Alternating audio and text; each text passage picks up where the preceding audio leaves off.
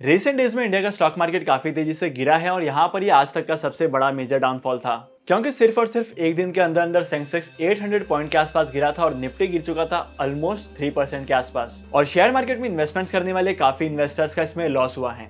इसी के साथ साथ अगर आप इन शेयर्स को ऑब्जर्व करेंगे जिनके बारे में मैं आपको बताने वाला हूं, तो यहाँ पर भी मेजर डाउनफॉल आया था। सबसे पहले नंबर पर है जोमेटो, दूसरे नंबर पर आती है इन्फो एज और तीसरे नंबर पर आती है नायका की कंपनी और last but not the list fourth number पर आता है हमारा पेटीएम। एक्चुअली ये सारे शेयर जो हैं वो अपने ऑल टाइम लो पर यानी 52 वीक लो के आसपास पहुंच चुके हैं। तो शेयर मार्केट में इन्वेस्टमेंट्स करने वालों का डर यहीं पर है। एक तरफ सेंसेक्स और निफ्टी गिर चुका है और दूसरी तरफ इन चारों कंपनीज की शेयर्स की प्राइसेस बहुत कम हो चुकी हैं। और आपको एक खास बात बताओ, यहाँ पर सबसे ज्यादा लोगों ने इन्वेस्टमेंट्स किया था जोमेटो में, इन्फो एज में और इसी के साथ साथ पेटीएम और नायका में इन्वेस्टमेंट्स किया था, क्योंकि यहाँ पर ज्यादातर इन्वेस्टर्स को ये लगा था कि ये शेयर जो है प्रॉफिट देने वाले हैं। अगर आप लोगों ने इन शेयर्स में इन्वेस्टमेंट्स किया है तो आज की जो वीडियो है ये आपके लिए काफी ज्यादा इंपॉर्टेंट होने वाली है, क्योंकि आज की इस वीडियो में मैं आपको ये बताने वाला हूं कि अगर आपने इन कंपनीज के शेयर्स में इन्वेस्टमेंट्स किया है और आपको लॉसेस हो रहे हैं तो आपको क्या करना चाहिए। नमस्कार, मैं विमल आप सभी का स्वागत करता हूं आपके अपने YouTube चैनल पर, जहां पर आज की इस वीडियो में मैं आपको इन सारी चीजों के बारे में बताने वाला हूं। तो हमेशा की तरह आज का वीडियो भी काफी ज्यादा इंपॉर्टेंट होने वाला है। तो आज की इस वीडियो को शुरू करने से पहले इस वीडियो को कर देना लाइक, शेयर। इसी के साथ साथ अगर अभी तक आप लोगों ने इस चैनल को सब्सक्राइब नहीं किया है तो क्या कर रहे हो यार, इस चैनल को सब्सक्राइब करो। तो चलिए शुरू करते हैं आज का वीडियो और जानते हैं सारी चीजों के बारे में। आखिर इन चारों कंपनीज के शेयर्स के प्राइसेस इतना नीचे आने का रीजन क्या है, ये बताने से पहले मैं आपको मोटा मोटा इन कंपनी के बारे में बता देता हूँ। जोमेटो एक फूड डिलीवरी का बिजनेस करती है और जोमेटो का कस्टमर बेस जो है वो काफी ज्यादा स्ट्रॉन्ग है। 197 कम्युनिकेशन यानी पेटीएम एक फिनटेक कंपनी है जो प्रोवाइड करती है बहुत सारी डिजिटल फाइनेंस की सर्विसेज। अगर आपको यूपीआई करना है तो यूपीआई प्रोवाइड करती है, अगर आपको इंश्योरेंस लेना है तो ये भी प्रोवाइड करती है और इसी के साथ साथ इस कंपनी की बहुत सारी सर्विसेज हैं। और तो और ये कहना गलत नहीं होगा कि पेटीएम के पास बहुत सारे यूजर्स हैं as compare to other companies. और तो और अगर नायका की बात की जाए तो नायका इंडिया का सबसे बड़ा फैशन ब्रांड है। नायका ने बहुत सारी कंपनीज के साथ टाइप किया है और इसी के साथ साथ नायका के प्रोडक्ट्स बहुत सारे प्लेटफॉर्म पर बिकते हैं और यहाँ पर इसके बहुत सारे रेवेन्यू के सोर्सेस हैं। नायका अपनी मेजर इनकम के अलावा ये बहुत सारे पैसे कमाती है कमीशन से, और ये किस तरीके से होता है इसके ऊपर मैं डेडिकेटेड वीडियो बहुत जल्दी लेकर आने वाला हूँ। और इसी के साथ साथ last but not the list हम लोग बात करते हैं इन्फो एज की। इन्फो इसकी पेरेंट कंपनी है naukri.com और अगर इसी के साथ साथ अगर मैं करंट सिचुएशन की बात करूं तो करंट सिचुएशन में बहुत सारे लोग, यानी जितने लोग किसी भी वेबसाइट पर रजिस्टर नहीं है उतने लोग यहां पर रजिस्टर हैं जॉब पाने के लिए। अगर किसी को भी जॉब की रिक्वायरमेंट होती है तो सबसे पहला एप्लीकेशन इंस्टॉल करता है वो है naukri.com। तो इन सारी कंपनीज का यूजर बेस अच्छा है, कस्टमर बेस अच्छा है और इसी के साथ साथ इसके पास काफी सारे कस्टमर्स हैं और रेवेन्यू के स्ट्रीम्स भी हैं। लेकिन करंटली इन कंपनीज को ऐसा क्या हो गया कि कंपनीज की शेयर्स की प्राइसेस इतना नीचे आ गई, वो भी 52 वीक लो पर, इसके बारे में भी बता देता हूं। तो सबसे पहले शुरुआत करते हैं जोमेटो की। जोमेटो के शेयर्स के नीचे आने का सिर्फ और सिर्फ एक रीजन ये है कि इसका रेवेन्यू। अगर आप कंपनी के रेवेन्यू को चेक करेंगे तो यहाँ पर कंपनी जो है वो एक लॉस मेकिंग कंपनी है। लेकिन यहाँ पर एक चीज नोटिस करने वाली ये भी है कि कंपनी का लॉस जो है वो धीरे धीरे करके कम हो रहा है।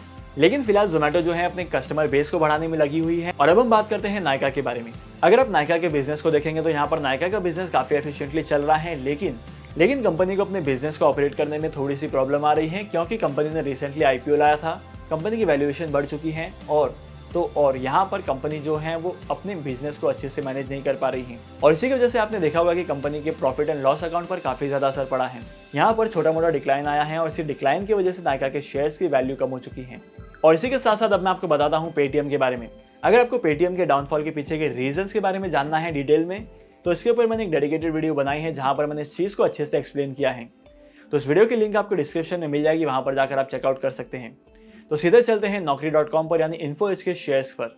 जैसे जैसे कोरोना वायरस के केसेस बढ़ते गए वैसे वैसे कंट्री में लॉकडाउन लगते गया और इसी की वजह से बहुत सारे बिजनेस जो है वो बंद हो चुके थे और तो और सारी की सारी कंपनी जितनी भी थी उन्होंने हायरिंग करना बंद कर दिया था। तो इन्फो एज कंपनी का ज्यादातर रेवेन्यू जो है वो naukri.com से आता था। naukri.com पर बहुत सारी कंपनी जो है वो खुद को रजिस्टर करती थी और अपने हायरिंग प्रोसेस को स्मूथ बनाती थी। हर एक सक्सेसफुल हायरिंग के बाद और इसी के साथ साथ इंटरव्यू के ऊपर भी कंपनी को कमीशन मिलता था। तो naukri.com पर इंटरव्यूज कंफर्म नहीं हो रहे हैं, कंपनी रिक्रूटमेंट नहीं कर रही है, तो कंपनी के बिजनेस को, कंपनी के प्रॉफिट पर काफी ज्यादा असर पड़ेगा। इसी की वजह से naukri.com यानी कि इन्फो एज के शेयर्स के प्राइसेस में भी डिक्लाइन आया है। होप करता हूं कि अभी तक की वीडियो में आपको पता चल गया है कि कौन सी कंपनी के शेयर्स में किसकी वजह से डिक्लाइन आया है, इसके पीछे का मेन रीजन क्या है ये आपको क्लियर हो चुका है।